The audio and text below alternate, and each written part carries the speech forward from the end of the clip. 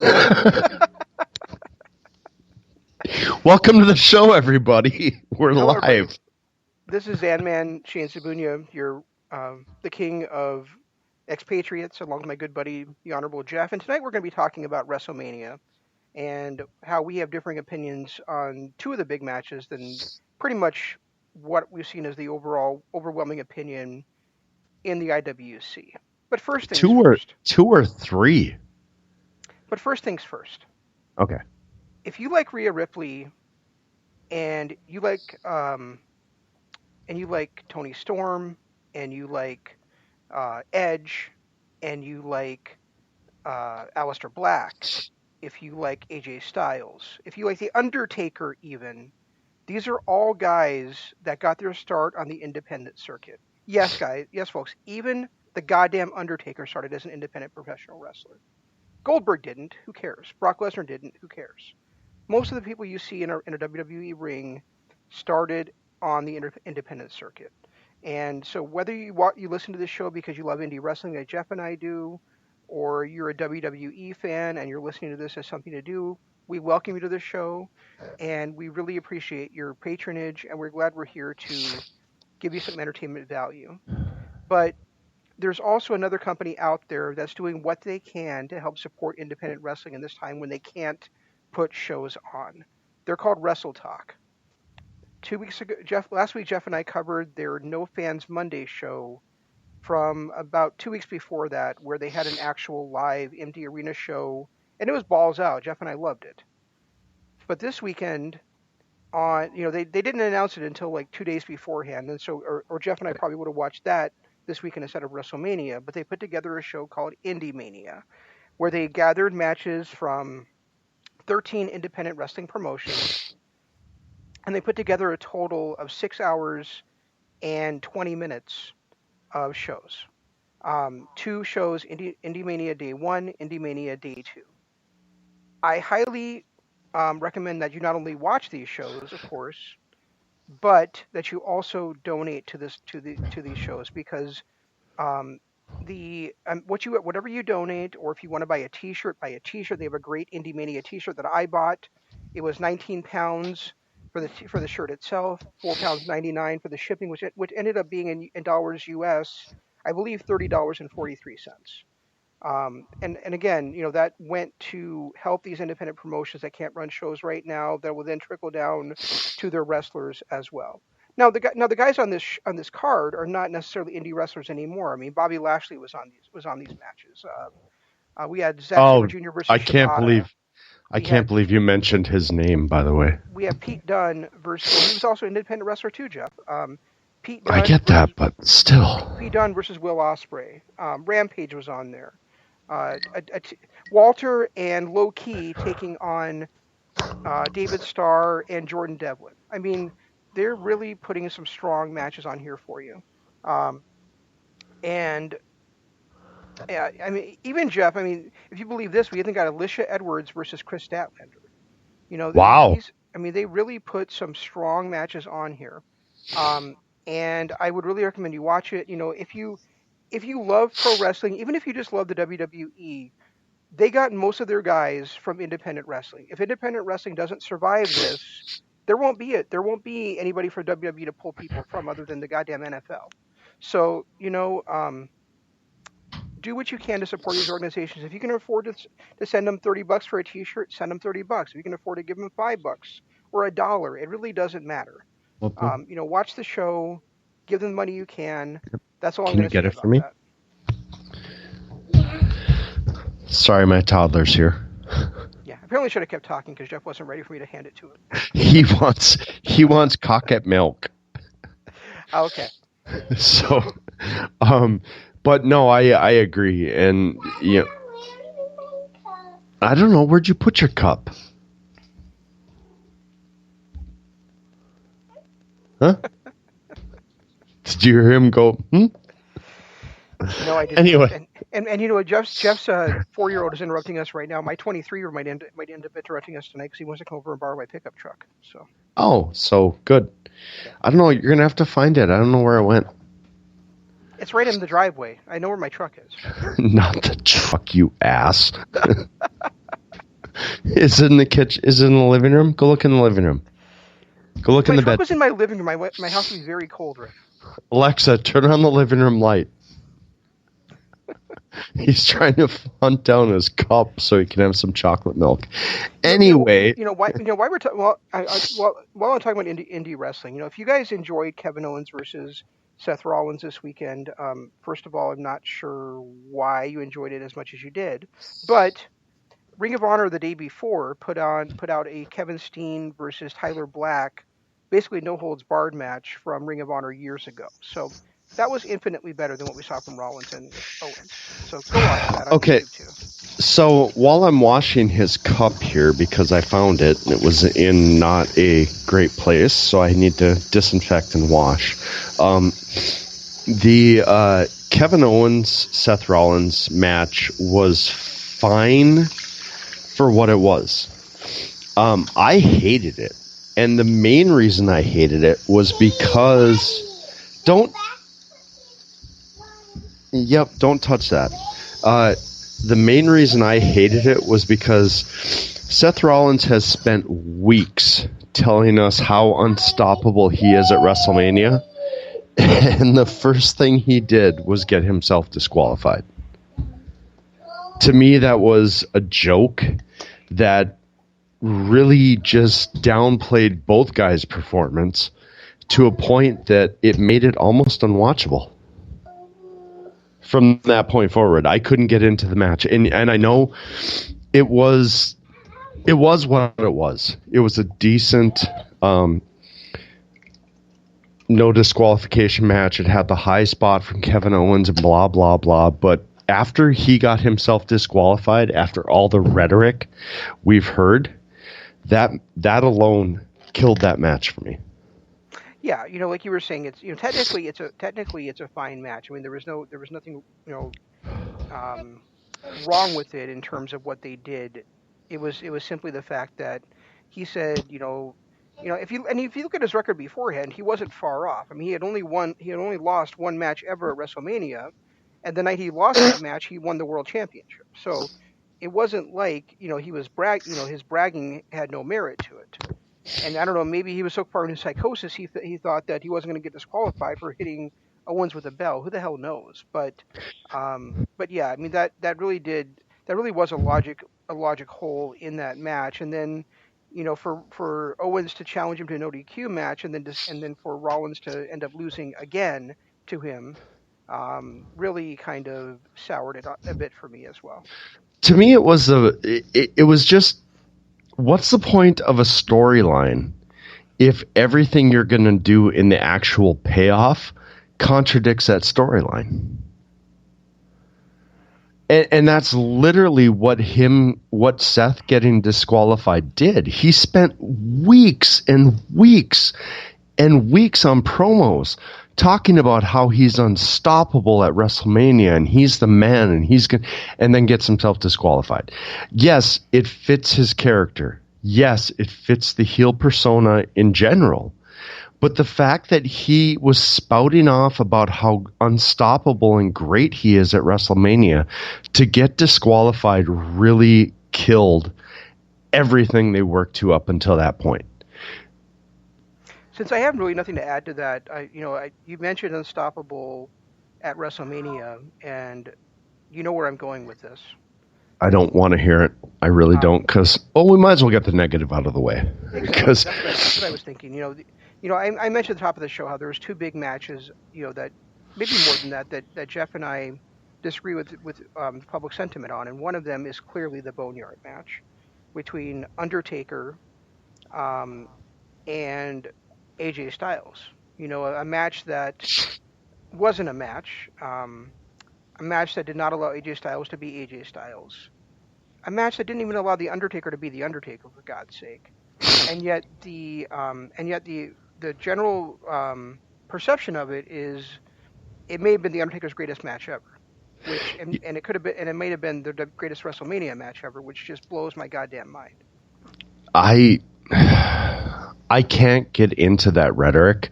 The fact that this match, yes, was cinematic. It was amazing. It could not have happened at a better WrestleMania because simply it didn't need the crowd or the announcers. But the fact that this match was solely designed to put, what is he, 55 now? 56, I think.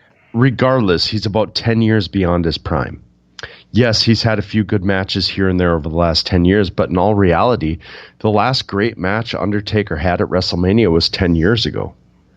And this match was designed to make him look like an unstoppable beast. He even dyed his hair back to black and brought back the biker gimmick and everything he could do to make himself look like a badass. AJ and the promos leading up to it were really kind of gearing us towards The Undertaker winning by the fact that he was calling out Michelle McCool and all that stuff.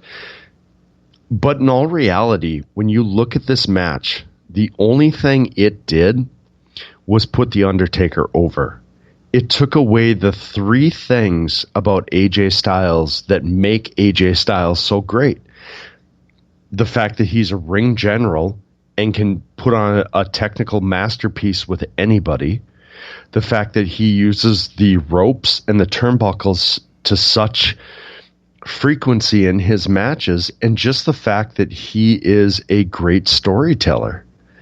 There was nothing but punching and kicking in this match, and the fact that there were a few theatrics to make it a little bit more, believable, or I guess spectacular, really angers me that the same thing was done in the Edge versus Christian match, or Edge versus Randy Orton match, and people are shitting all over that.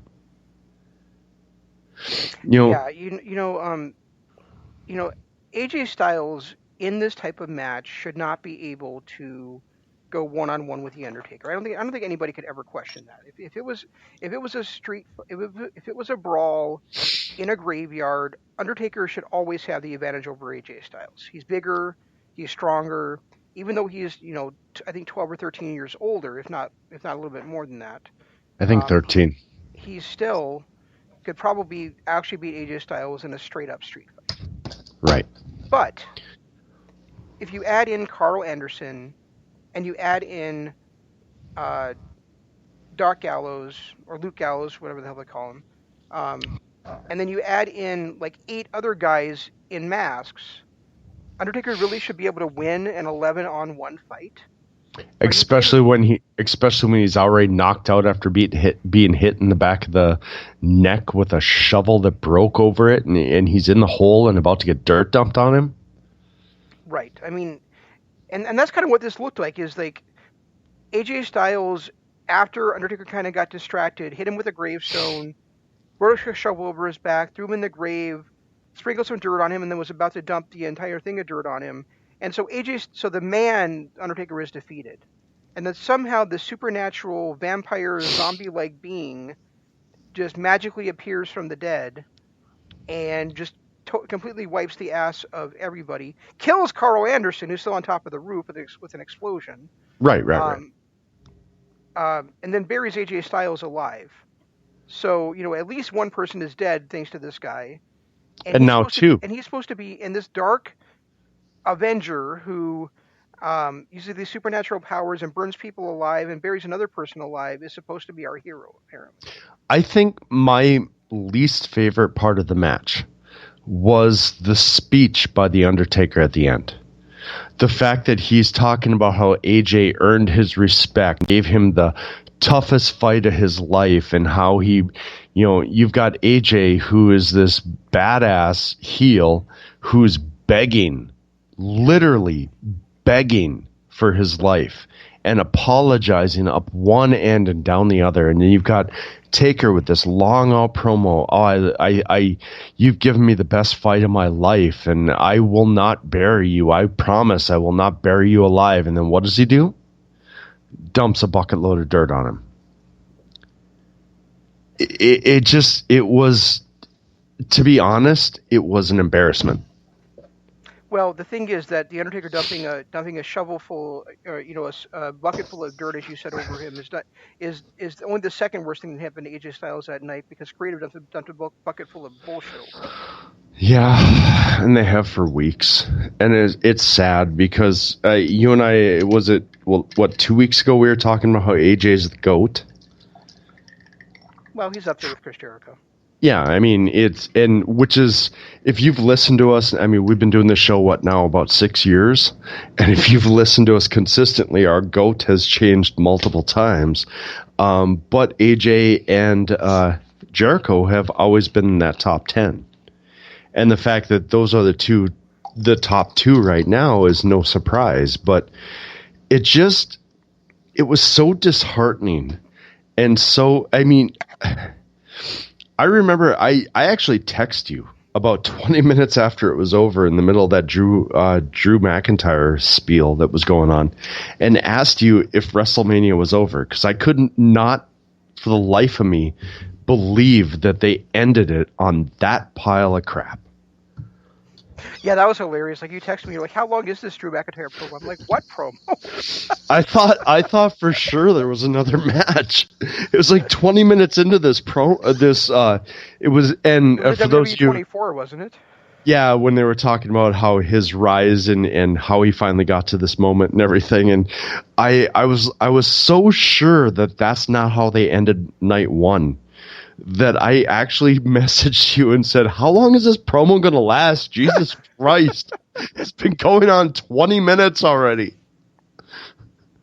Yeah, I mean, we knew that once AJ Styles started mentioning the Undertaker's wife by name, he wasn't ever going to win this match. Once he mentioned his wife, it didn't even have to be by name. Yeah. Once he actually brought some kind of family member into the situation and into the promo work, it was done. He was not going to win this match. You can't be a heel and bring in the babyface's family and expect to win the match, unless you're Austin Theory and Evolve.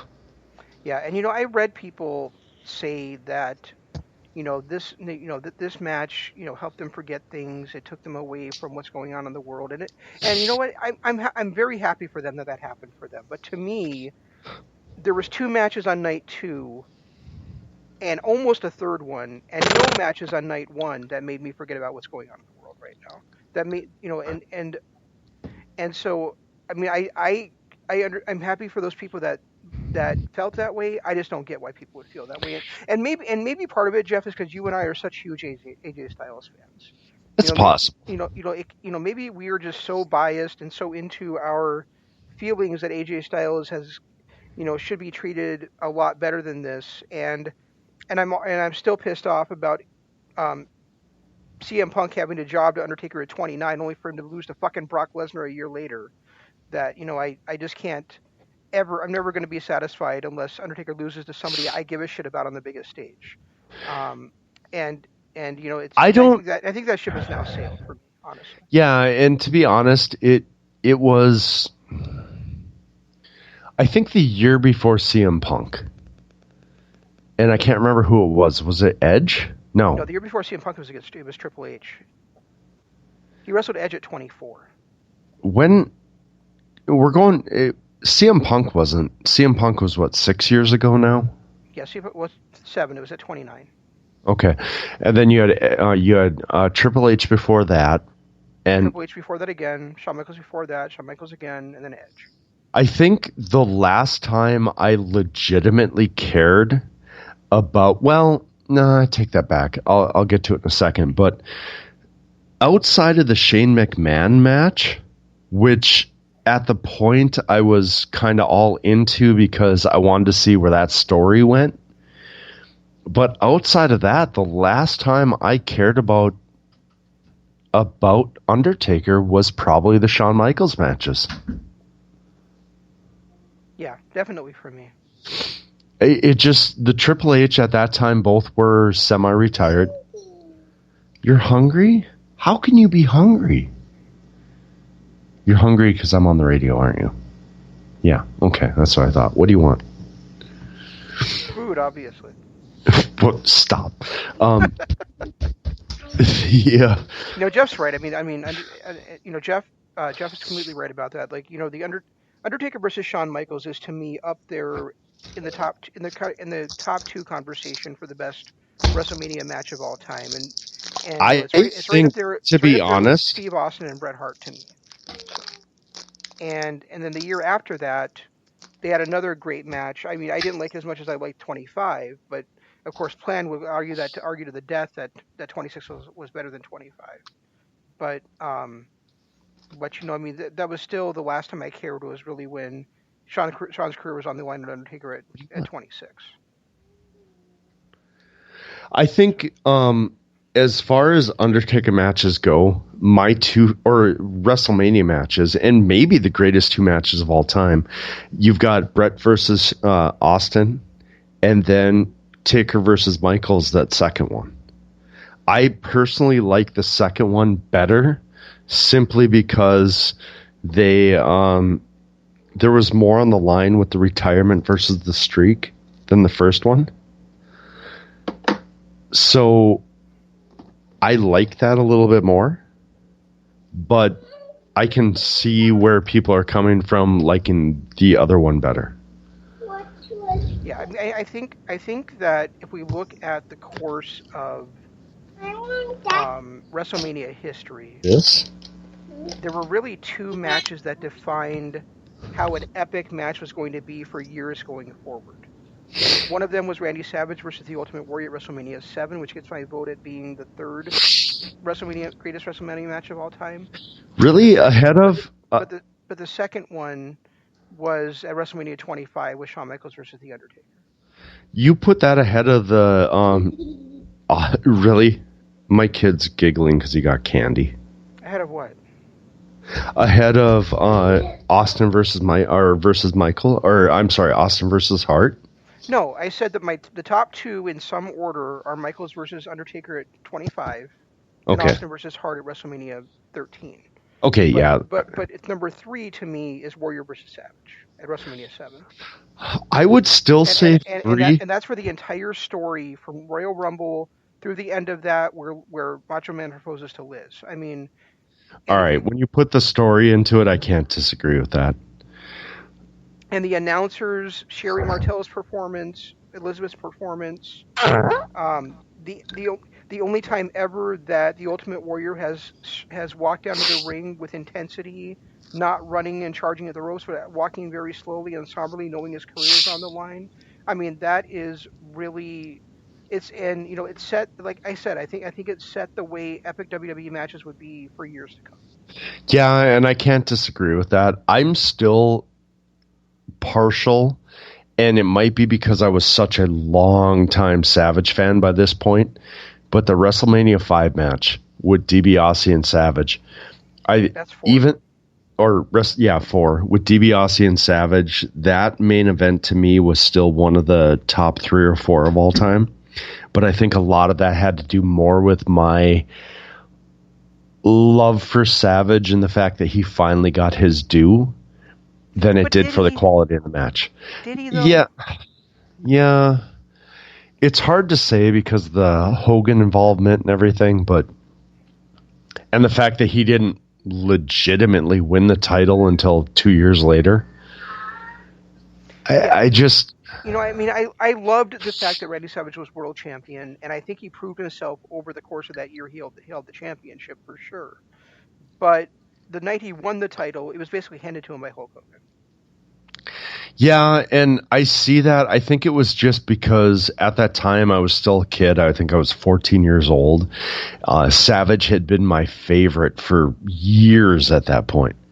And I'm talking like 4 or 5 years. Even at that young of age, I was diehard Randy Savage. Part of the reason why I ended up liking the NWO, part of the reason why I ended up liking, other heel characters, Randy Orton during his stint and other people throughout time, is because of that cool heel character that was not everybody's favorite, but was still loved and respected. So I loved Randy Savage. That WrestleMania 3 match, is still up there with my top 4 or 5 favorite matches of all time. Him and Steamboat. So I think as far as achievements go, that might have been up there as well. But when you look back at the match, and if I were to watch it now, I'd probably be completely disgusted with the whole thing. No, I totally see where you're coming from. I think over time, and I used to love watching WrestleMania 4 over and over again. You know, my wait, there was a time where we rented those videos and I recorded them from VCR to VCR, Yep. and I would watch WrestleMania 4 over and over again, and I loved it.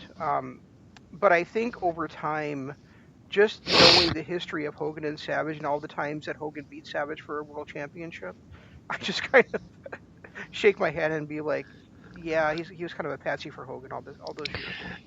And that's sad, too, because when you look at how great Savage was, the fact that he is always overshadowed by Hogan, and even Flair for that matter, is kind of sad. He was a better professional wrestler than either one of them. He had a better mind for the business. He was more creative. He had better more things, but he had better promo work than either one of them. I mean, his promo work is still some of the best of all time.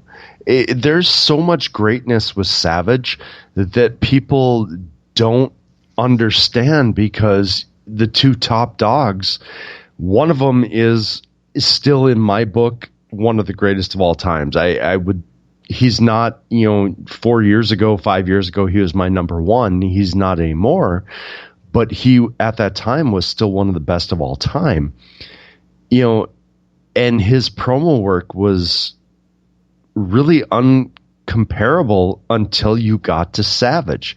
Savage had such a great ability to draw you into his promos and change volumes. We talk about Jake Roberts, about how he could talk in a whisper and people were enthralled.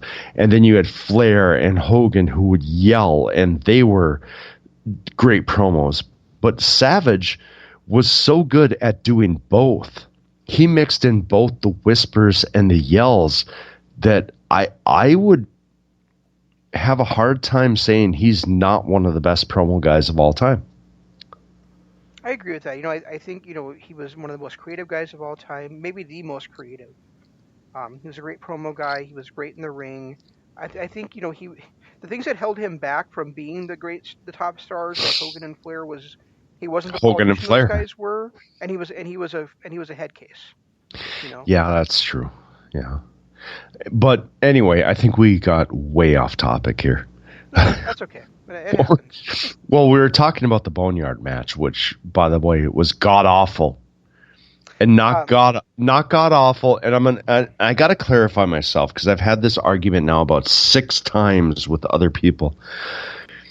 It wasn't god awful in the sense of it being an epic WrestleMania match in the times we have now. I mean, let's face it. God times we have now was that triple threat ladder match. We'll get to that in a second. This was god awful in the fact that what might have been a cinematic experience. It might have been something that was fought, took you out of the moment going on in the world. In the wrestling sense of the word, you took a 56 man and made him look unstoppable. Could it have been done better? Yes. Put him back into his phantom dead man walking gimmick, the mortician gimmick. You run him out there as a biker and make him this unstoppable phenom is a whole different thing in his Undertaker gimmick, in his mortician gimmick, where his gimmick was to be that unstoppable force.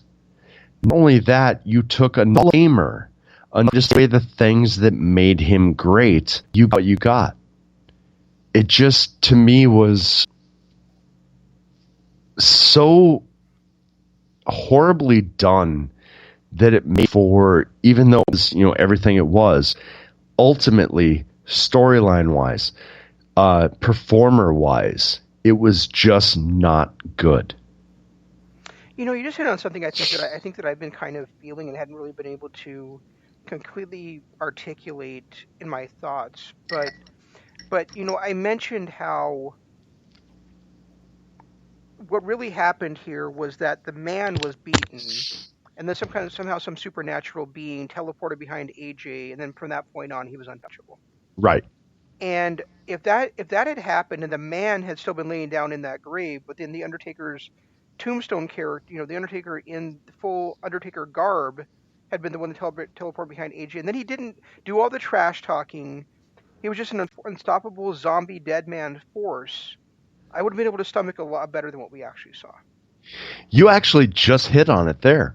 That would have been the great cinematic Undertaker match that would have sent Undertaker off into the limelight and history. He could have rode off with his, win and been that right there. That right there is the storytelling that should have happened. He throws the biker badass in the grave, and the undead character is the one that shows up behind him. Even if it's back in the 1991 garb with the torn shoulder or the sleeves and everything. And the eyeshadow makeup and all Yep. that stuff. And none of this, say my wife's name again. You remember what her name is now? All that bullshit, D movie dialogue he's spouting that would have been made fun of on Mr. Thunder 3000. None of that stuff. Just an undead guy who doesn't care about anybody, stomping through those guys, because that's the guy that stomped through the Big Show and Prince Albert at WrestleMania, whatever it was. But the other guy went through Hogan, went through Slaughter, went through Savage, went through Flair, went through, Shawn Michaels, went through CM Punk, and, granted, he lost the one time to Lesnar, but originally went through Lesnar. Yep. That undead character beating AJ. Shut up. That undead character, had he been the one to show up behind AJ, made this entire thing a completely different, and probably would have made it to, and granted, had he not done the trash talking, the dialogue, and the speech at the end, would have made this not only watchable, but probably one of my favorite matches of all time. Yeah, and that's also the Undertaker that would be able to do the flame thing with his symbol, with the magic on top of the barn, and to do the all of a sudden this this gravestone has AJ Styles information on it. Right. I mean that would have all fit the story a lot better. I will say though that the one scene that I did love, even though it was my favorite guy down there, was the hand sticking out of the dirt. That was a really cool image to end on. And that was a callback. And I can't remember which pay-per-view it was, but there was that one pay-per-view, I think it was Austin, that buried Undertaker. And at the end of the match or show, Taker's arm thrust through the dirt. And that was, to me, I felt like that was a callback to that show. Yeah, that makes sense. So apparently you wanted to talk about the ladder match. Is there anything else you want to talk about? Because I have a feeling you and I are going to spend some time on this one. On night one? On any of it. Night one, night two. Well, I mean, obviously the Firefly Funhouse is where we're going to end it. I'm just talking about any of the other stuff, because I personally was hit and miss with the women. I thought some of the women matches were great. I thought some of them were I thought, I felt like there was some goodness in all of it. I thought there was some badness in all of it. Outside of maybe 4 or 5 matches on the entire card, I really did not have much feeling for, but I really did feel like night 2 was better than night 1. See, I feel differently than you do about the women. I think that the women all did an outstanding job. I would say that what we saw from the women, there was nothing less than a 3-star match from any of it. No, I agree with that. I will agree with that. I'm not including Bianca Belair in here because I thought her appearance was just extraneous and just shoehorned her in for no reason, you know. But when I talk, but I thought that the opening tag team match on night one with the women was great, although there was some clear editing going on. Um, Right. I thought that Shayna Baszler versus Becky wasn't what I wanted it to be, but it was still good. I thought we went for there was a time when that finish, we saw it happen with Bret Hart and Roddy Piper WrestleMania 8 for the first time ever that I'm aware of. And then we saw it happen at Survivor Series 1996 between Bret Hart and Steve Austin. And it happened a couple years before that in Ring of Honor when Austin Aries was defending his championship against Samoa Joe and beat Samoa Joe like that. And then it happened in Ring of Honor when Will Ospreay won the TV title from Marty Scurll. But the oh no, I'm sorry, the other way around. It was Marty Scurll won it from Will Ospreay. But anyway, and then we didn't, it might have happened one time with Samoa Joe in TNA 2. But for years, it was a very rarely used finish. And there's my son coming in, like I mentioned.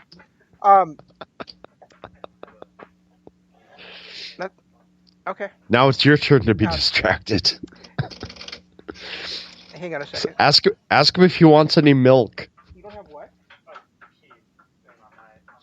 Anyway, what Shane was saying, and to be honest, I have no clue. I probably won't drive your car anymore. Kind of half listening to him at this point. You want some chocolate milk? He said no. Good night. Love you. All right. But now, just like 4 times in the last 2 years, we've seen that finish used. Once by AJ against Samoa Joe, and then 3 times against Shayna Baszler. And you're telling me that Shayna Baszler, who I know that, I have disagreement against me for this, but I consider her to be the greatest female wrestler of all time. You're telling me that after already losing twice that way to Kairi Sane, now she can't think of a way to counter that against Becky Lynch? I fucking hated it. I hated the way that match ended. I didn't care that Becky Lynch beat Shayna Baszler. I mean, I preferred Shayna to win, but I'm tired of that finish happening so often the last few years. The roll-up finish is tired. And I hate to say it because it fits storylines, if done right, perfectly. Like we just talked about it with the Elgin Eddie Edwards best of 5, where the roll-ups were perfect. But this did not fit the story that was being told. It was nice because it was one of those situations where Shayna Baszler really got over. She's the only person to push the man to those limits. But the roll-up finish in this situation, I felt like was... it was more of a detriment to the entire match quality and the characters as a whole than it was to getting Shayna Baszler over as a legit competitor. Yeah, and it's not just the roll-up finish that bugs me. It's that exact roll-up finish. Like you're going to backflip over somebody and hold them down with your body weight on their shoulders, which it was cool at WrestleMania 8. It was cool at SummerSlam 96. It's less cool when it happens 3 times in 2 years. Well, and it's less cool when it happens to Shayna Baszler. Well, I think if Becky was going to win this match and move on to another competitor like she should, it had to be a definitive win. It had to be. There's 2 ass kickers that are out there. Right. You want to see, I mean, this wasn't like a David and Goliath type story. This was 2 people that kicked all their opponents' asses all over the place. And it should have been one of the 2 getting a victory with one of their impact finishers, either the Bexploder or I mean, I would have hated to see Shayna Baszler tap out, but if she did, she did. If she passed out to Pain, she passed out to Pain. But I mean, it should have been something like that where one of those women actually won the match, not just rolled up the other one, because that wasn't, like you said, what the story was about, and it's not what these 2 characters are about. I would have rather seen a pass out to Pain than any definitive finish. Because I think a pass out to Pain, you end up with a Steve Austin type character, which Shayna Baszler is. I mean, let's face it. She's that ass kicker that takes no names. She is cheered but booed at the same time. And a pass out finish could have propelled her to that point where she would have been the next big thing in WWE. That next I don't want to say it would be like a Stone Cold, because I don't think she could ever really truly take over the WWE. But if you're looking at a female wrestler to emulate what Tessa has done in Impact, Shayna Baszler is the one. Well, I think they have that in Becky. And they don't. They don't.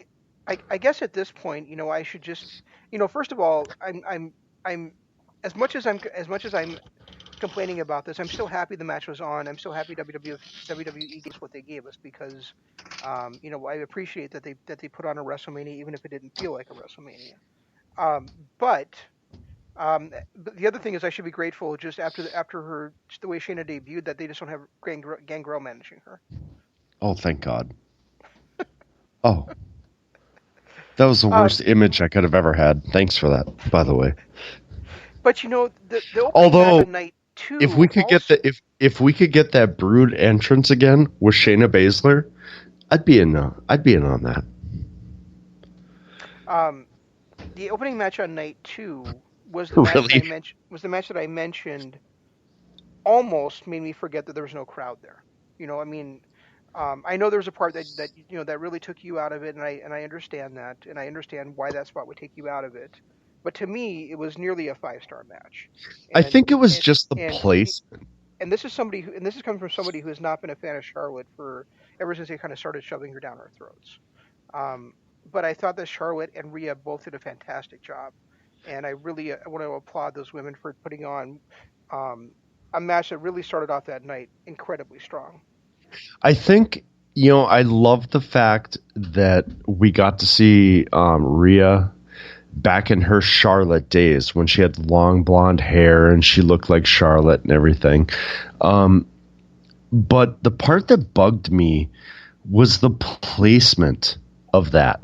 She hit a big move on the turnbuckle, then hits the Riptide, and can't put Charlotte down, and then we have a 20-minute match after that.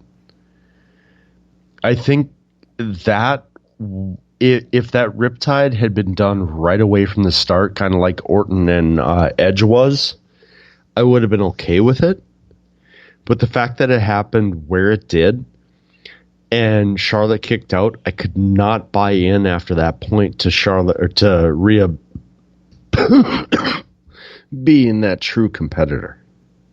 Yeah, see, and to me, we've talked about this before. Neither one of us really enjoy finisher kickouts and things like that. But to me, this was also like a bit of storytelling. Like, Rhea, yeah, she hits her big move, but she doesn't have her opponent worn down enough, and she doesn't have the experience to realize she doesn't have her opponent worn down enough, or the experience to realize, that she's in, what WWE promotes as the greatest female wrestler of all time. And so, even though she hits her finish, it's not enough to win the match against somebody with the pedigree of Charlotte Flair at that point in the match. And goddamn, I think it's the first time I've ever actually called her Charlotte Flair. Bad. And so, but the other thing was, like the announcers mentioned, she did not get frustrated by it. She just kept going on it. But it was too much back and forth at that point. It's not the fact that she hit her finisher.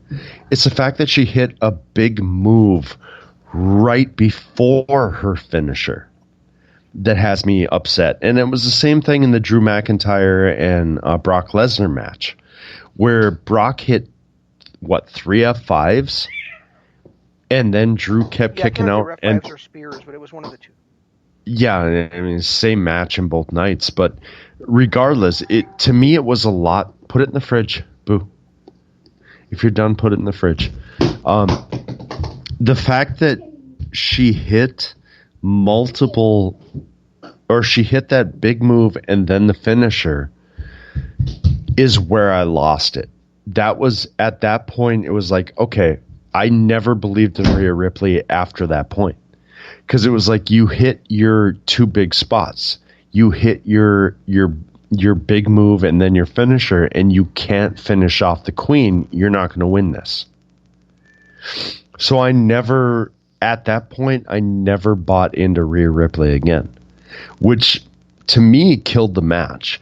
And it might have been just my own personal feelings. It probably was. I'm sure there's a lot of people that love that. But for me, that was that one definitive moment where it's like, I can't come back from that. Yeah, and I get that. But to me, I watched two women hit each other with everything they had. I mean, I don't think we ever saw. I can't think of her flipping diamond cutter type move, but that move. Oh, natural selection. Natural selection. I don't think we ever saw that get hit. But I loved the back and forth. I loved that they were hitting each other with everything, and then I loved the way that at the end when Charlotte, finally after 4 attempts gets the figure 4 on, and then switches to the figure 8, before tapping out, Rhea sits up. She looks at the hold. She's studying it, trying to figure out a way out. She pushes. She's maneuvering. She can't get it, and finally she just is slapping at the legs, kind of tapping out, but also kind of just out of frustration and slapping at those legs, I'm trying to get these legs off of you, and I just the whole story to me was great, and I can understand where it would have lost you, where it would have lost some people, but to me, I didn't feel that way.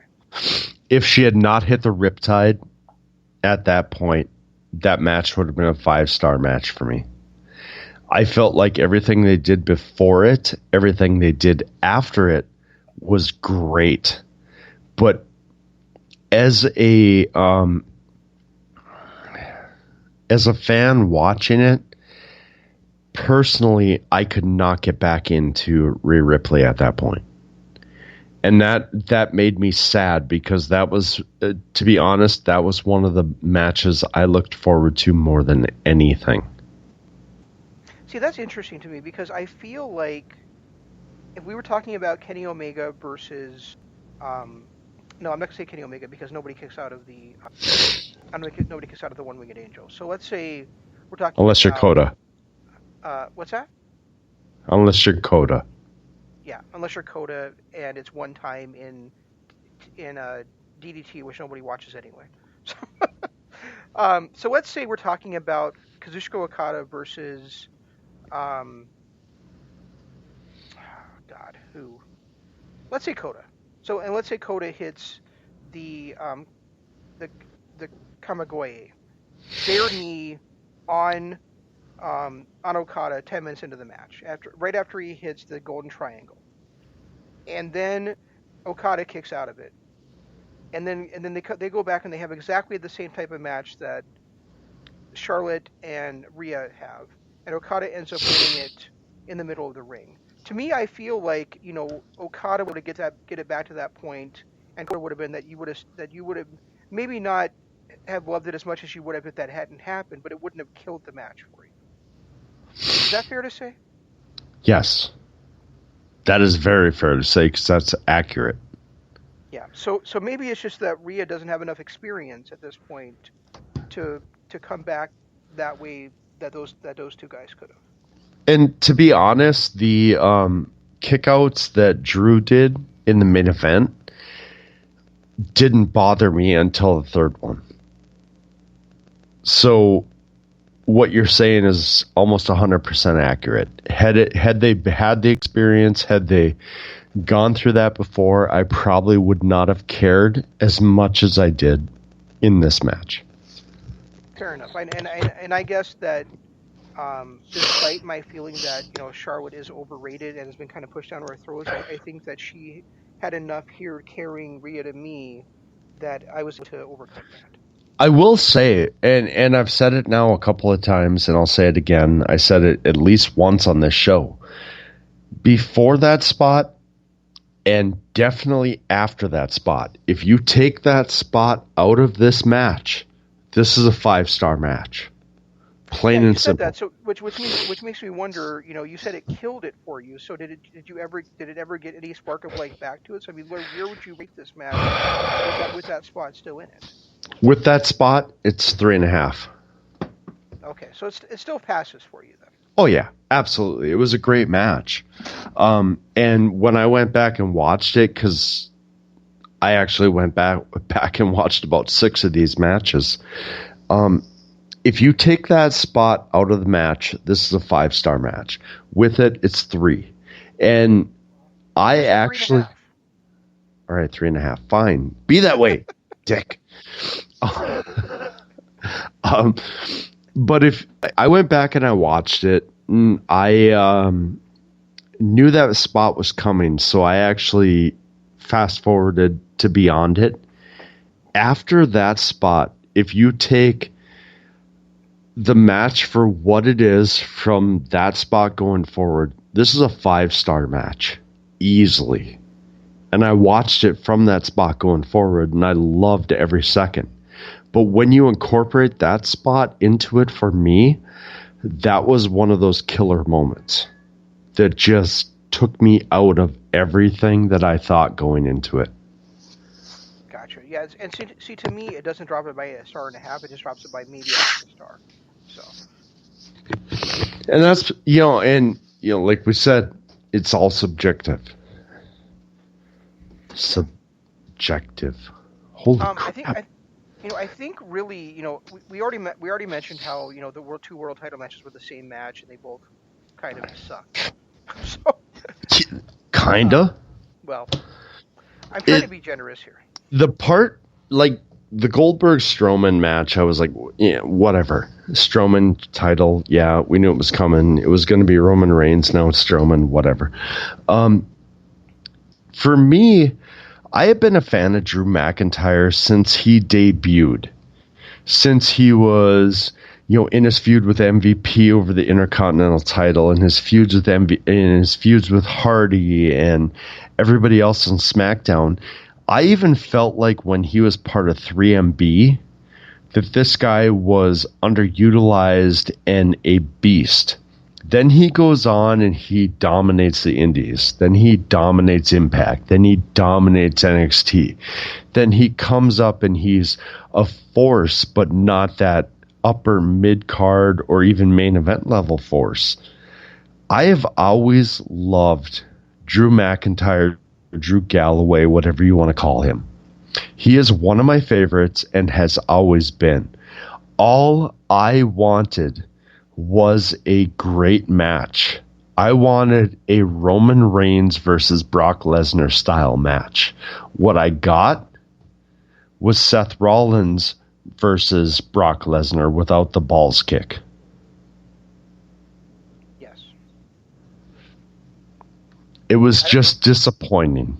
And I'm sad because it was disappointing because all I wanted was Drew McIntyre to get his WrestleMania moment after, 15, 20 years? 15.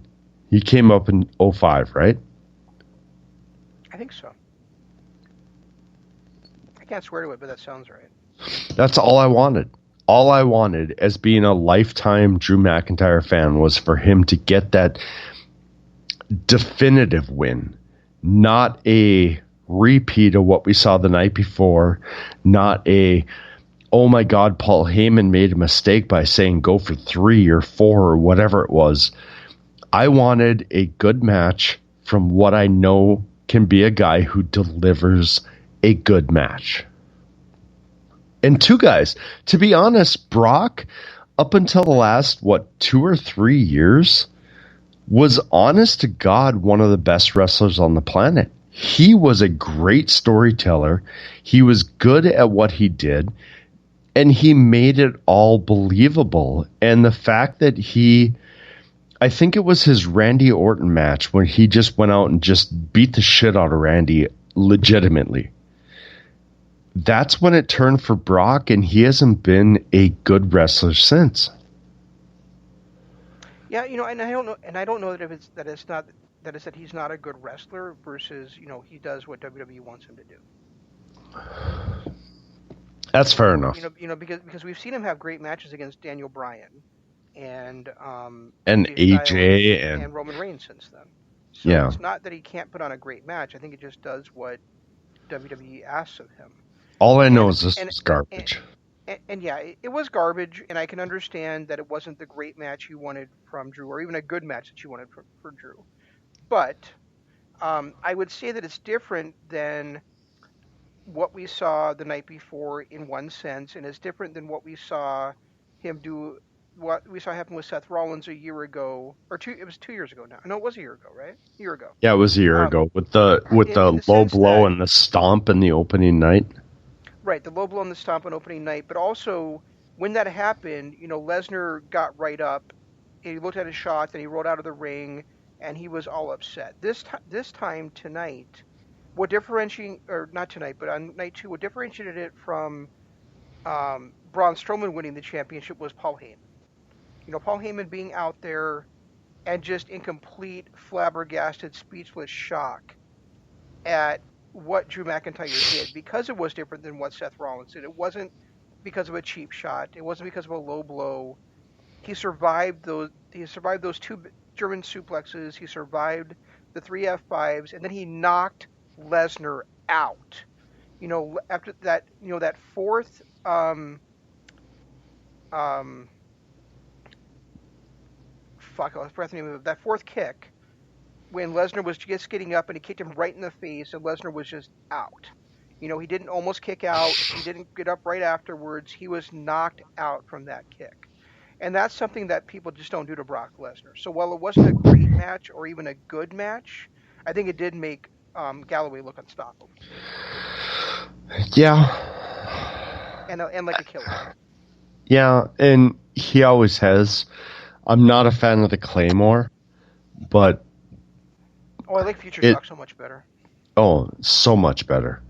But he's made it his own to a point where just that one-legged kick looks actually more devastating than a regular drop kick, or what's become the fad lately is that corner drop kick.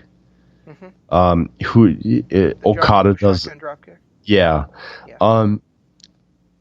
Galloway or McIntyre has made that look so much more devastating than any of those that I'm okay with that. The only bad thing about it is I still think that the sick kick looks a lot better than the Claymore. Yeah, it does. Maybe it's because he doesn't fall on his back. That's one thing I'll give Roderick Strong is he never fell on his back. Yeah, it could be. But anyway, I am so happy that this might have been the final moment where we move on from Brock Lesnar. And we get that legitimate champion that's there all the time and is always on TV again. I hope when you said that you had some wood you were sitting there and knocking on. Kind of. It's my counter. Gross, Jeff. Oh. Really? I knew you were going there too. I tried to get there first, but jackass. Well, that's right from your women is that it's only kind of woody. Yeah, fair enough. All right. Anyway, I lost my train of thought, you jerk. You want Brock Lesnar to be gone as a part-time champion. It's not so much like I've never had an issue with that, especially not as much as you have, because I know but I remember growing up in the days where you saw the world heavyweight champion once every 2 months, 3 months. There was one pay-per-view they built to it, and it was mainly the challenger that did the building, and then the champion would show up every now and then and just say, "Hey, fuck you." Wait. I think you have a misconception here. I don't care that Brock Lesnar is only there every so often to defend his championship. What I care about is then when he does, he loses the title for like a month, and then comes back and wins the exact same thing. Okay. He just appears out of nowhere, takes back the title, and then he does the same thing and goes back into hiding. I mean, if they were going to do that with, and the other thing is, if they would do that with every champion, it'd be a lot better than just making special rules for Brock Lesnar. I mean, if you're going to have a rule where, and that they did it right after Daniel Bryan too. You know, Daniel Bryan had to give up the WWE Championship because he couldn't defend it after 30 days. Right. And then Brock Lesnar wins it, and he can go off and not defend it for 4 months. You know, it's the double standard that they use with him, And then that ruins Roman the storylines and their reality that I have problems with. All right, that makes sense. If Lesnar had just held it for 5 years and not lost it to Roman, not lost it to Seth, but just held it, it would make a whole lot more sense realistically than what they've done. Yeah, or if, you know, when he isn't able, or if, you know, he loses it and the other guy isn't able to defend it for 6 weeks, they don't say, oh, well, you have to drop the title now because you can't defend it for 6 weeks. Right. Okay, that makes sense. All right, I'm on board there. Okay. So anyway, so we've discussed the women. They had a great showing. I had my one downfall. Otherwise, I loved them all. I loved that tag title match on night one. I loved the Fatal 5-Way. I loved even Natalya versus what the fuck's her name? Not Mandy Rose, the other one. Liv Tyler. Natalya had a match? Yeah, on the pre-show. Oh, I didn't watch the pre-show. Yeah, Liv Morgan. She had an actual decent match against Liv Morgan on night 2 of the kickoff show. I really liked what the women did, but the crowning achievement of what the women did, and I hate to say this more than anything, because I am a huge proponent of women's wrestling as long as it's not Tessa against every man on the roster. I loved what they did in that Dolph Ziggler versus Otis match. And by they, I'm assuming that you mean those things inside Mandy Rose's top. Maybe.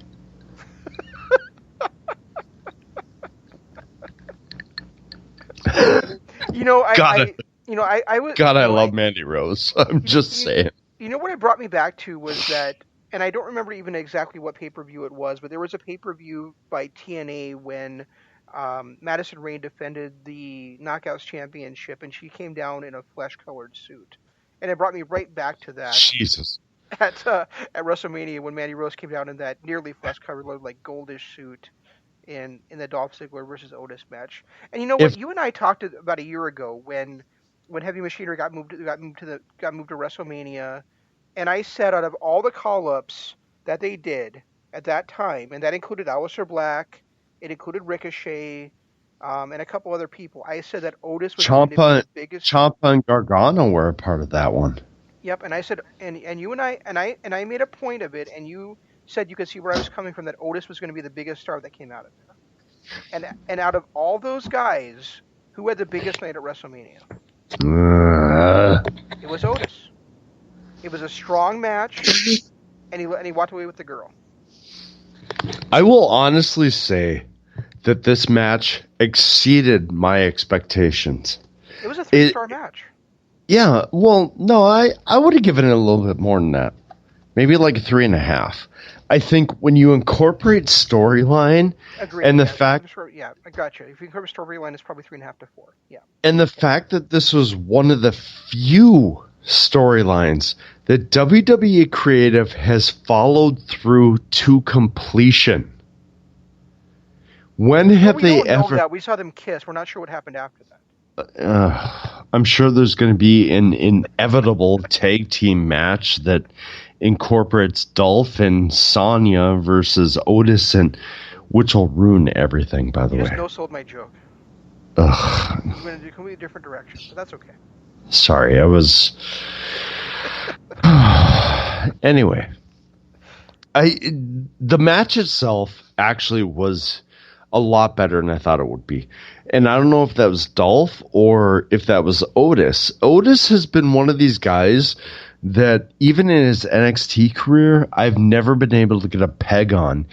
Is he a good wrestler or is he a good storyteller that allows the wrestlers to be themselves?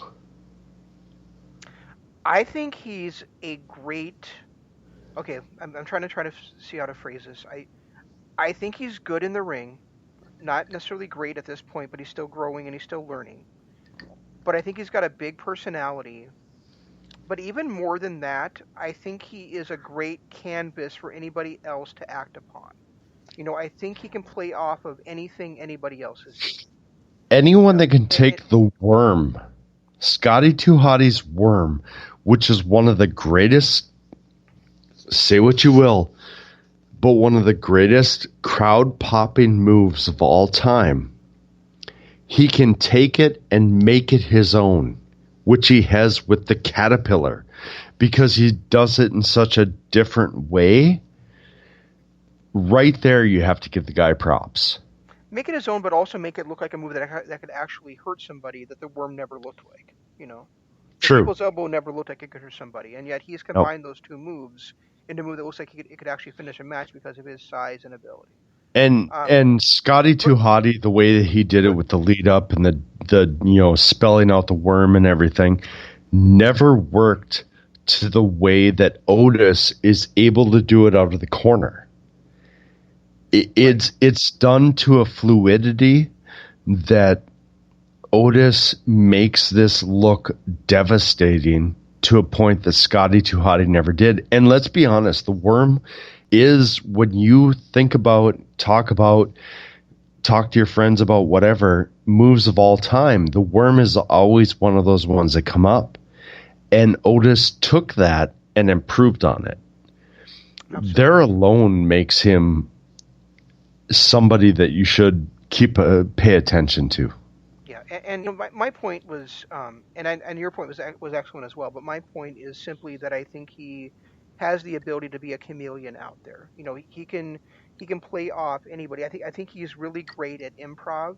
Not WWE necessarily does improv, but I think he would be great at that because I think he can just play off whatever is going on at that time. I really think he's a superstar on the rise. He's going to be a champion in that company. Not just a tag champion or a 24/7 champion, but I could easily see him being a WWE champion at some point. You think he has that look, though? I think he has the same look Kevin Owens has. But Kevin Owens was never... They still don't look at that Universal title as the championship. I think they did for a while. It was the top title on Raw, and Raw's the top show in the company. Yeah, I guess you're right. I just never felt like it was on par with the WWE Championship. Yeah, I mean, at worst, he's going to have Santino's career, which is pretty damn good. So,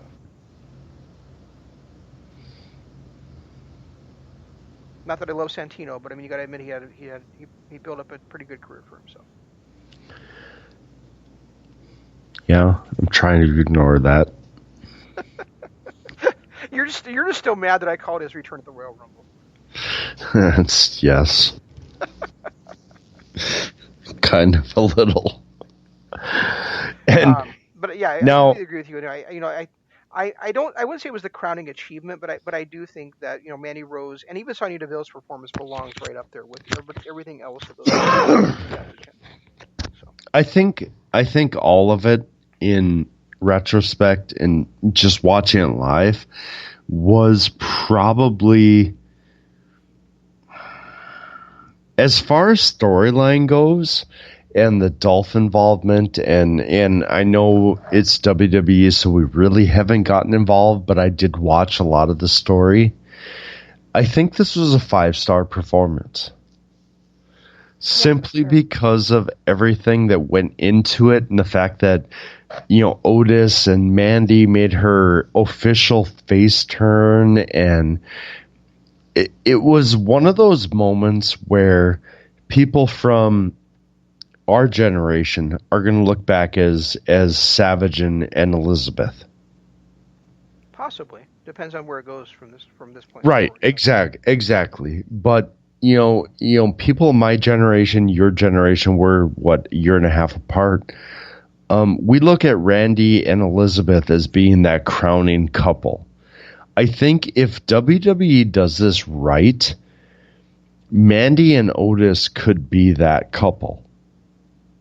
So not Chris and Nancy? No. Bad.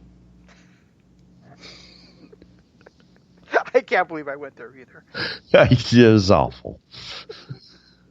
Speaking of Chris and Nancy, I loved that Last Man Standing match, but did you get the same feeling I did when he was wrapping Edge in those weight belts and he kissed him on the forehead and said, "I love you"? No, I didn't. I I've seen did. that reaction online, but I did not equate the two. It was the first thing I thought of. And maybe it was because I just watched that YouTube series right before it, but it was not a good reaction I got from it. Which pisses... And if that were why people were mad at the match in general, I'd be okay with Fuck that. them. No, at that point, you have to separate. You have to. I got skeevies and I was a little bit like, whoa, what's going on here? That's not WWE-ish. But at the same point, I was able to separate those two. And if you can't separate those two, I'm sorry. I don't know what to say other than I'm sorry, you're so caught up in everything that happens outside your life. Yeah, I mean that's the other. I guess the other point to say with that is, is if that's going to get you to think of that, then do you feel that way every time you see a Clipper crossface? I mean, when you saw Michael Elgin make Eddie Edwards pass out to the Crippler crossface, did you think, oh my God, that's what Chris did to Nancy? Well, I don't, because there's no proof of that. You know what I'm saying, though. Yeah, I do. I mean, I get what you're saying, but I still have a hard time not separating art from reality. Marilyn Manson may not be a great person, but his music is great. And if you can't separate that, I don't know what to say. I don't know what to do at that point. Yeah, I loved this match. Everything from start to finish, including, what made perfect sense was Randy Orton sneaking in as the cameraman and hitting the RKO on Edge. Right. Including the finish that I know you have a slight problem with, with ending with the concerto and Edge's reaction to it. Including Edge jumping from the ladder, which I saw him climb the ladder. I'm like, oh my God, are you serious? with his neck issues, but even him climbing the ladder and dropping down with the elbow. I guess if I could pick out one thing I didn't like about the match, it was how little impact there was from him climbing on the ceiling like Spider-Man and dropping the elbow from the for some reason steel cage fencing that's on top of the ceiling in that conference room. But I mean, even that wasn't enough to take me out of the match. It's funny that you say that because that was the same negative I had. Everything else about this match I loved. You started off with Randy being Randy. That's what made Randy Orton so popular, was his sneakiness, his the fact that he hit that RKO out of nowhere. Out of nowhere. Yep. And then you had Edge fighting to get back to his feet, and the ref not going to start it until he on his feet and gives the audible okay. I bought into all of that, and the entire match. And I've read things online and people upset that it went on too long and all this crap. You had two Hall of Famers, two of the greatest of all time, going head to head in a personal issue. This was something that Edge took personally and Randy made personal. And it wasn't just that Randy was playing head games, getting in Beth's wheelhouse and getting the kids involved. This was something that Randy truly believed. So you had two Hall of Fame greatest of all time going one-on-one in a personal issue that they both believed. The fact that neither one of them wanted to lay down after 10 minutes makes perfect sense.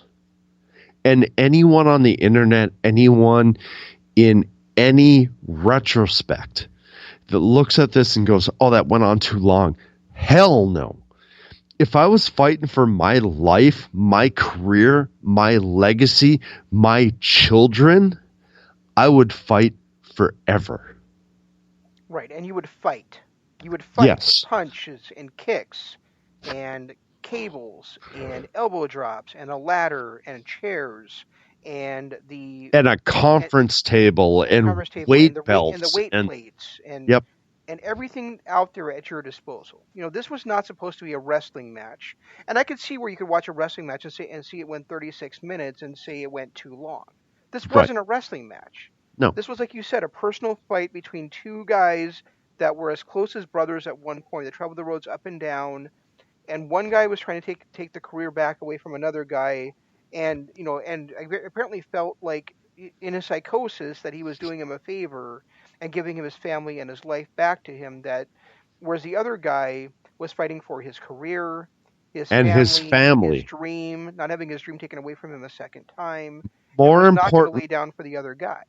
And it was more important than his dream and his career. It was his family he was fighting for.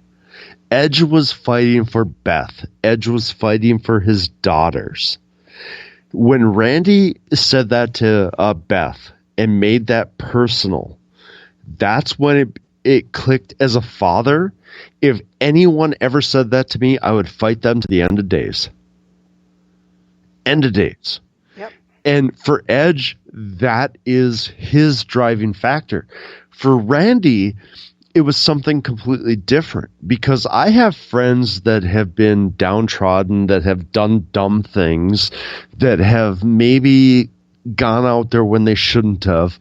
And I'll fight those friends too. So for Edge, it was I'm trying to protect you from yourself type thing. And for Randy, it was, I'm trying to protect you from yourself. I want the best for you. And for Edge, it was, you insulted my family.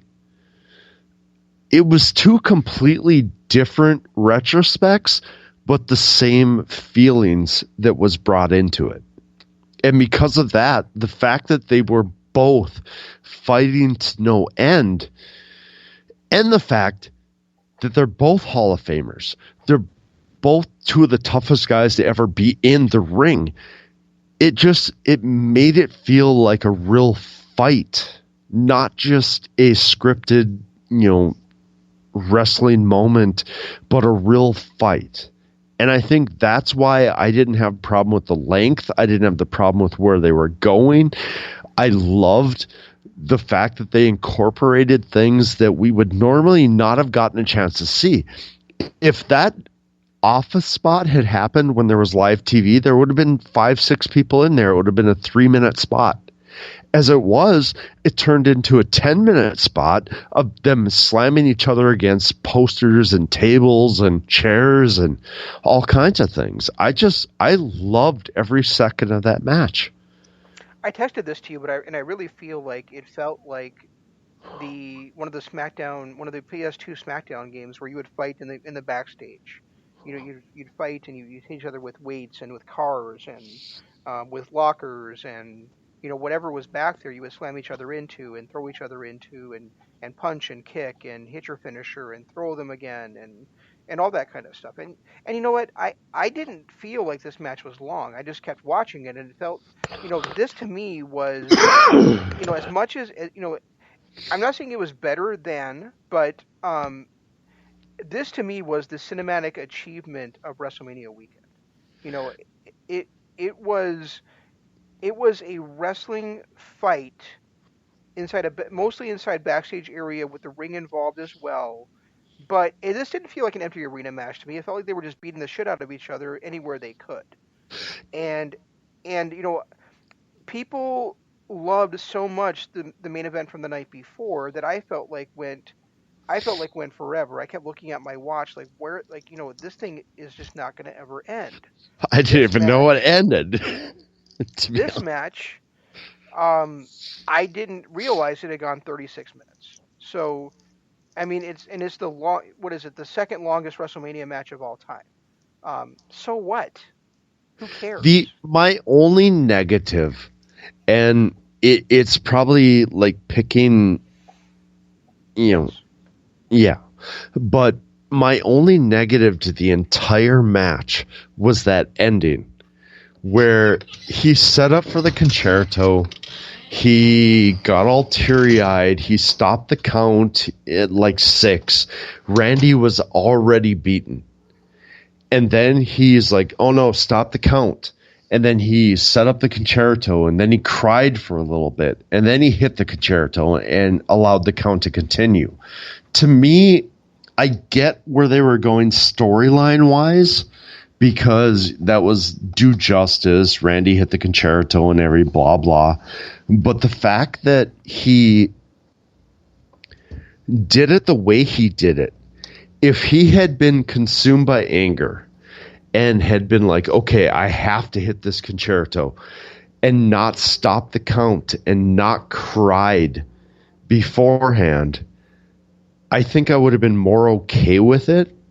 The fact that he literally took 25 to 30 seconds after Randy was passed out to hit that concerto, I think that is my only downfall of this entire event. But outside of that, this was a 5-star, 5+ match that can't be replicated ever. No, I agree with you, and I mean I didn't feel that way about the finish. We talked about that earlier today, and I guess what the best I can say about it is that to me it just felt like he was crying because he knew what he had to do, or what he felt like emotionally he had to do, even if he didn't literally have to do it. Like he felt like that receipt was called for; it had to be done, especially after what Orton did to Beth. He had Right. he had to finish it off with Orton. And I get that, and I would have been okay with that had he not called off that ref's count. Had the ref been just like, okay, I see Randy moving, I'm not going to count right now, and then he sets up. Yes, the fact that ref was at 6, and then he was like, no, stop, whatever expletives and blah blah. But the fact that he stopped that count, and then set up the concerto, and then cried for 15 seconds, and then hit him with it. If it had been a bang bang, he hits a sleeper, he sets up the concerto, he hits him with the concerto out of pure anger, I would have been a little more okay with it. Yeah, and I guess what I would say to that is, yeah, the referee was at 6, but how many times have we seen they even get to 9 and then all of a sudden they just pop right back up? Yeah, but you don't see the wrestler on the ground shaking because he's in that much pain. I suppose. Yeah, I guess I guess the question is, did Randy Orton deserve that? And I'll answer that the same way that Wesley Wyndham Price would answer, which is, we all get what we deserve. Yes, I agree 110%. He deserved that. But at the same point, I think the story could have been told a little bit better, which would have made this an all-time classic. That's my only negative. I thought everything leading up to this was great. I thought the back room, the weight room brought us a whole new retrospective to the way that these kind of matches are. I thought the boardroom thing and the extended time the boardroom was great. I loved the wrestling on top of the truck and the trailer. I absolutely loved everything about this. And I don't think this could have been pulled off the way it was had it been in front of a live audience. I think that's one thing we are forgetting as wrestling fans and everything. Two of these matches and two of the probably best matches in WrestleMania history are this Randy Orton and one we're about to talk about, because I know we're going to spend some time on that too. I don't think either one of them could have been pulled off in front of a live audience. Wait, we're going to talk about the ladder match next? Or are we just going to the ladder match? Because I know you said you wanted to talk about that. I really didn't care about it. But... we can talk about it. I guess I'm at the same point. It with the ladder. So I just want to make sure that we're going to talk about it if you want to talk about it. So. Okay, my extent on the ladder match is too many crowd popping moments for a match that had no crowd. Plain and simple. It was fine for what it was. One off, it would have been great. Had there been a live crowd with all those crowd popping moments, amazing. I would have felt greater about it, and I would have loved it more had there been that crowd. But this was one of those matches where it needed a crowd to be a great match. Without the crowd, it was just three guys falling off ladders. Literally. Yeah, I guess they're probably putting in perspective that the crowd is out there. It's just out in the virtual world instead of being in the audience. But I do agree. It feels weird for guys to be slamming themselves on ladders in front of nobody to actually watch and react to it. And it wasn't just that. They legitimately hit crowd popping moments. It was one of those things where I was watching it and going, yeah, that would have been great had there been a reaction. Had there been anybody to say, ooh. But ultimately, it was just three of the most athletic guys in the company. And I don't know for sure if Jimmy is more athletic than Jay. He is. I guess I can't say that for sure. I don't know. But obviously John Morrison is. Obviously Kofi is. I just can't get into that kind of match when all they're looking for is that crowd pop, and there's no crowd pop.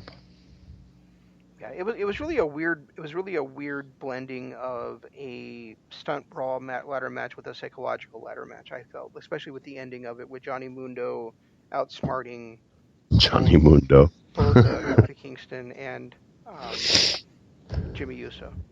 Right. The whole thing was a crowd pop that didn't have the crowd pop. Yeah. And the crowd being dismayed at Johnny Mundo outsmarting the two hero teams would have felt a lot better if the crowd was actually there to boo it or to be like. And yeah, I'm going to call him Johnny Mundo. So. I can't disagree. Okay. I just can't. Anyway. And I'm always going to love Austin Aries' promo about how Johnny doesn't know who the hell he is. Right. Guys, we covered that about a year and a half ago on this show, but go back. You can still find it on Impact. Austin Aries cut one of my favorite promos of all time on, at the time, Johnny Impact. So. And not only that, you can find it on our Patreon at patreon.com/Kingdom of Honor. And Austin Aries himself reacted to us covering it, which is cool as fuck. Yes, he did. He called himself a magician, and I'm not going to disagree with that. So let's move on to Wait, To the match that what Killer was that? Cross called the coolest thing he's ever seen. Not only did he, but a lot of people did. WWE or wrestlers, Impact wrestlers, NXT wrestlers, Ring of Honor wrestlers. I've seen it all over the internet. But I've also seen negatives, which... Huh? Right? I get it. Now, this is a match that, had there been a live audience, would not have worked. Period. Plain and simple. There's no crowd popping moments. This was strictly a WrestleMania match that happened because there is nobody in attendance. This match could never have happened on live TV.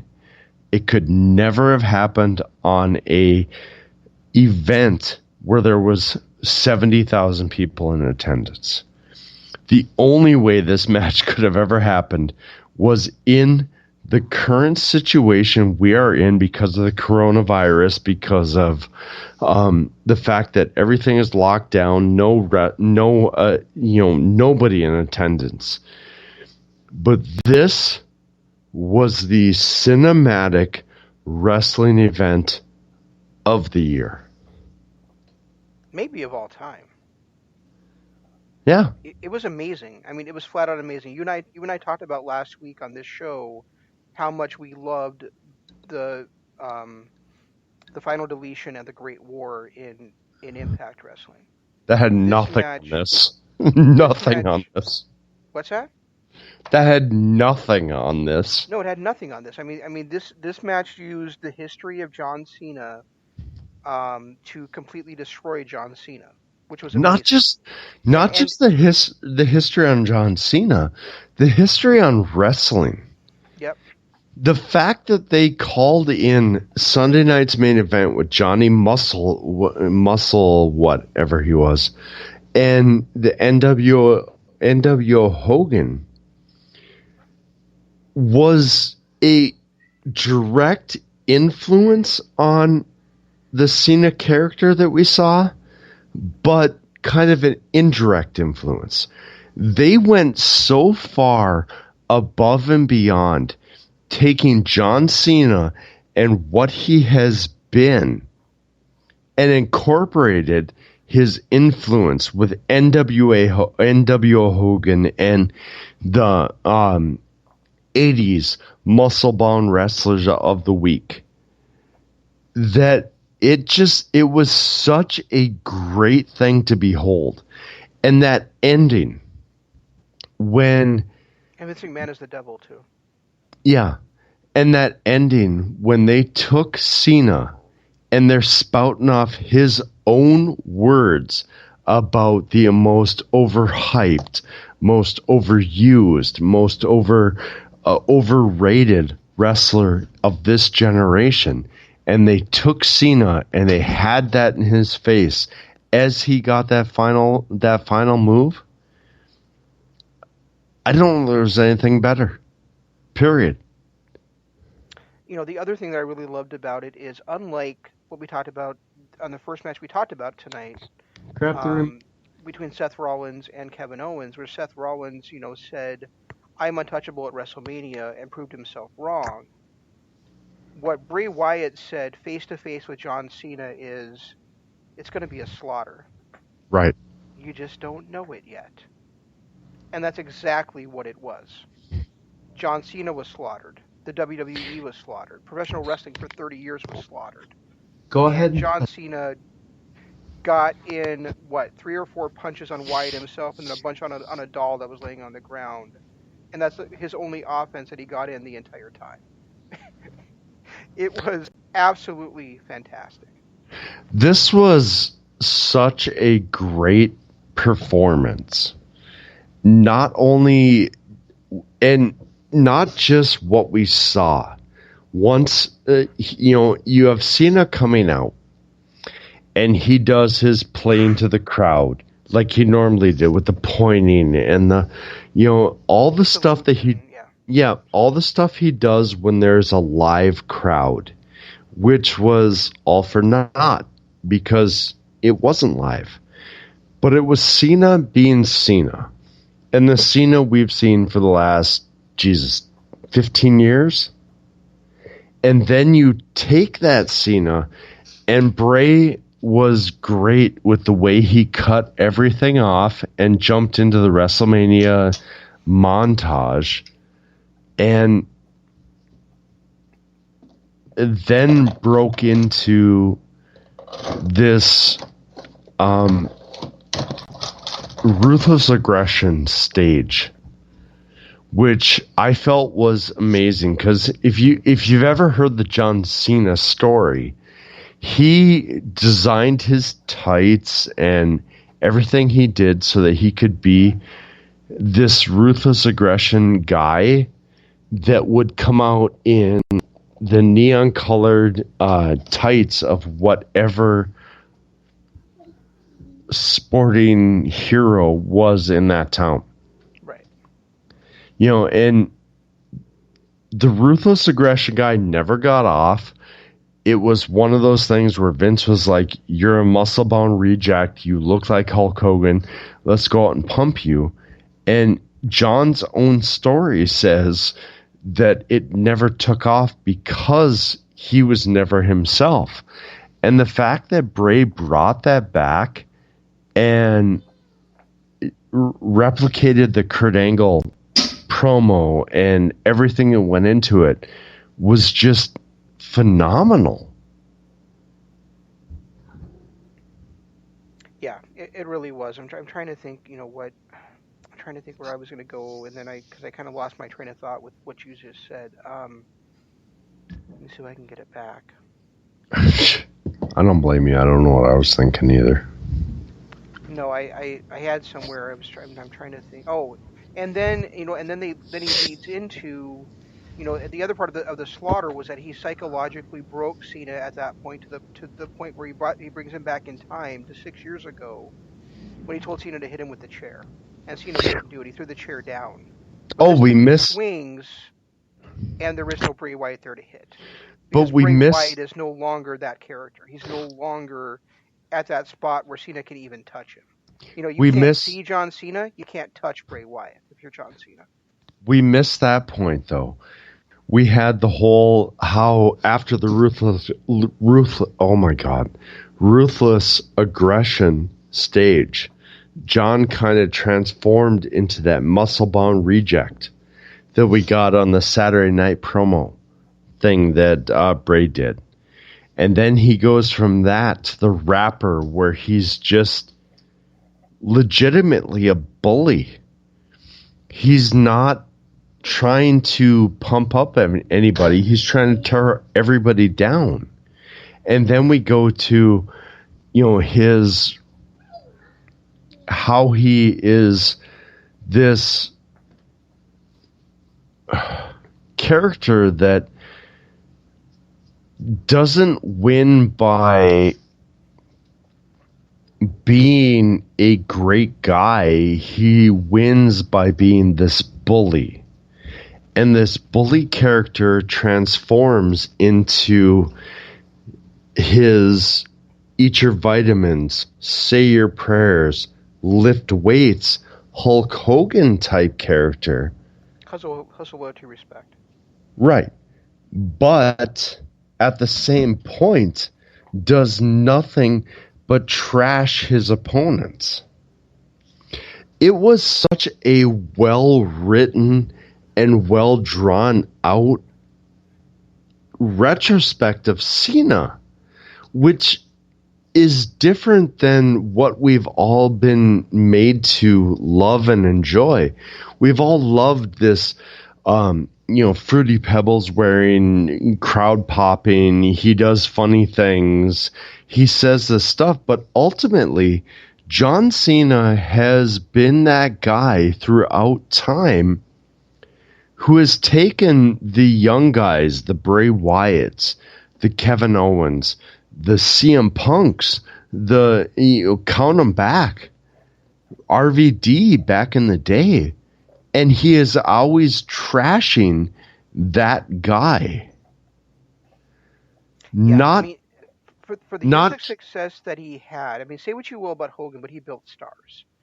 For the years of success that John Cena has had in the business, if you look at, I believe that in order to be a true superstar and a true success, you have to have built guys to be stars.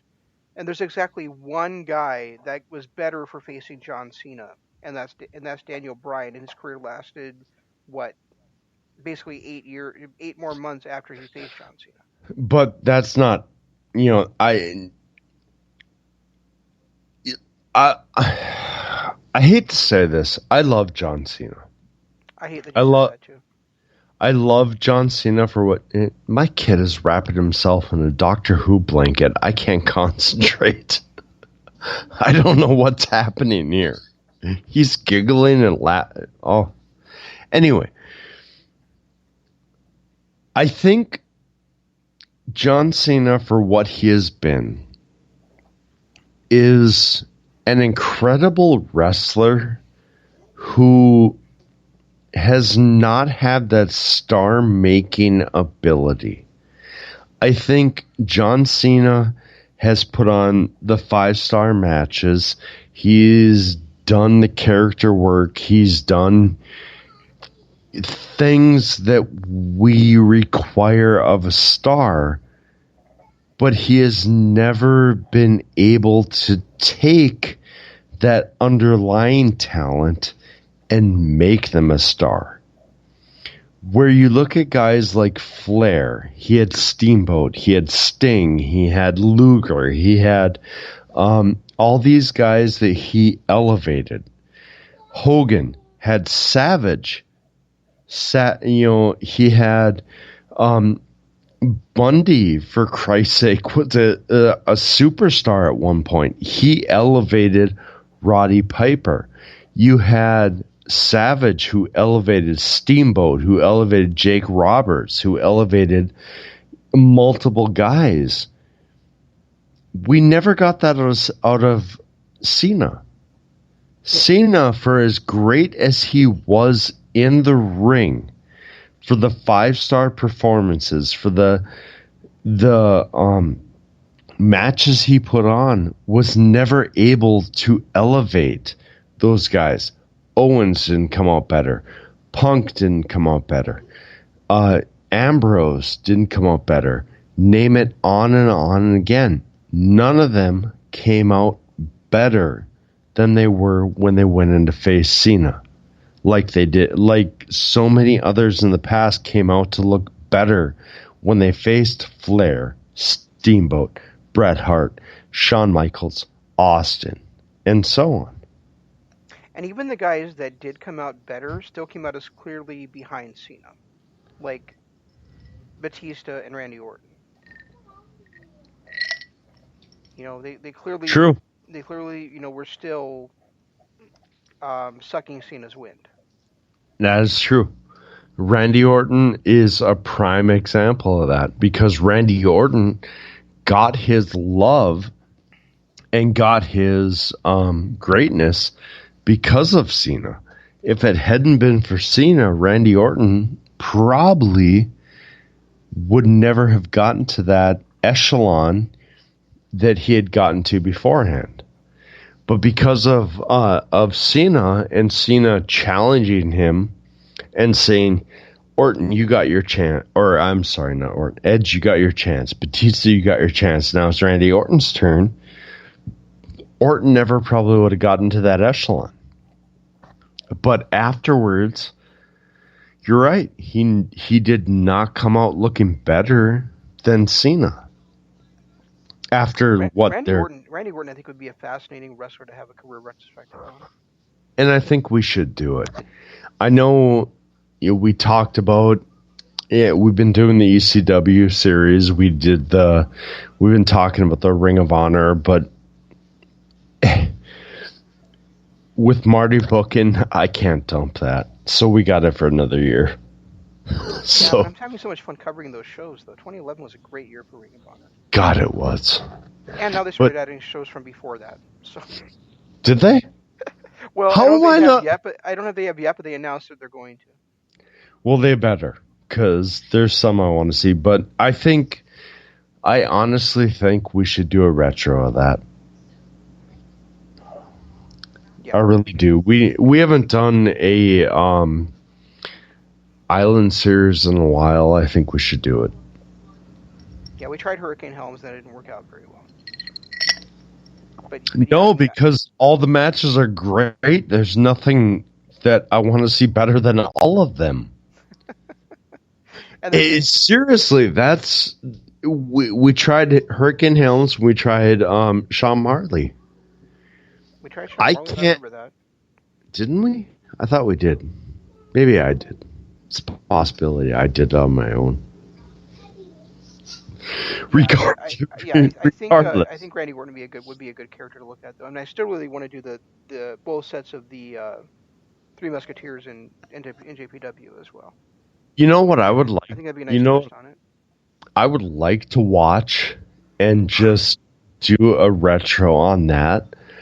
On WWE Network, there's this thing called the Randy Orton Retrospective, which is only his greatest WrestleMania matches.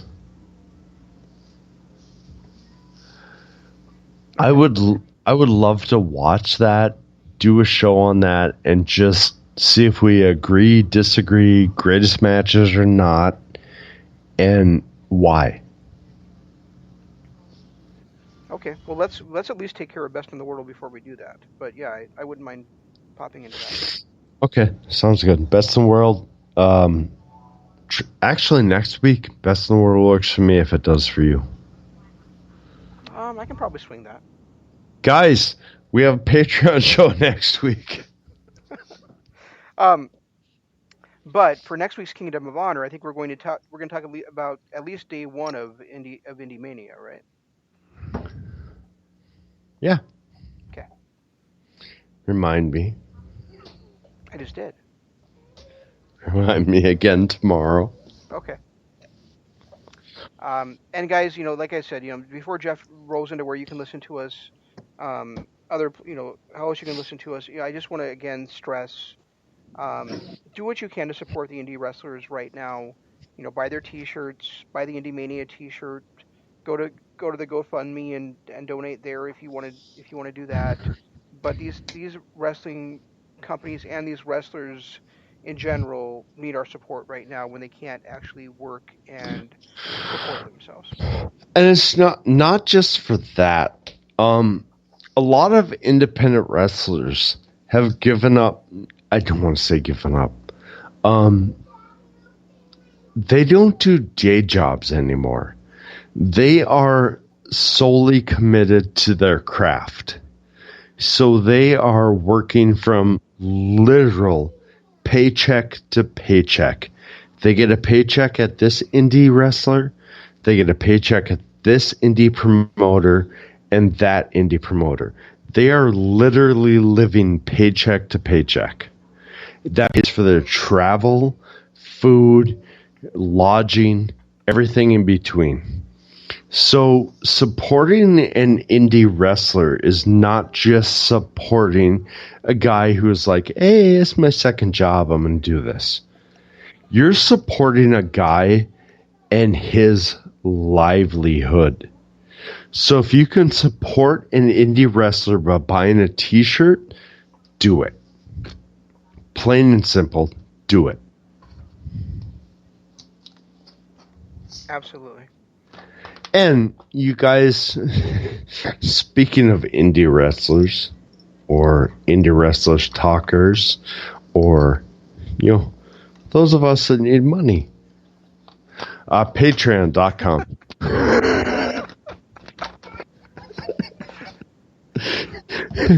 Support us at patreon.com/Kingdom of Honor.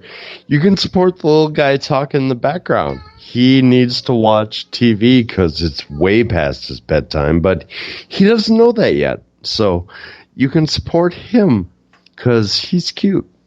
Patreon.com/Kingdom of Honor. We put up all of our archive shows. And next week, maybe 2 weeks, we're going to talk about this. But we're going to start up our Patreon shows again this week, or this month. The month of April, we've given for free. So if you sign up now, through the end of April, you get all of our archive shows. And that goes back to 2015 for free. And we have a lot of exclusive shows you can also get that way for free. Also, check us out on YouTube. So how much do they pay for that free? I'm guessing for free. So that'd be nothing. Nothing. Okay. Zero pennies, 0 pesos, 0 euros.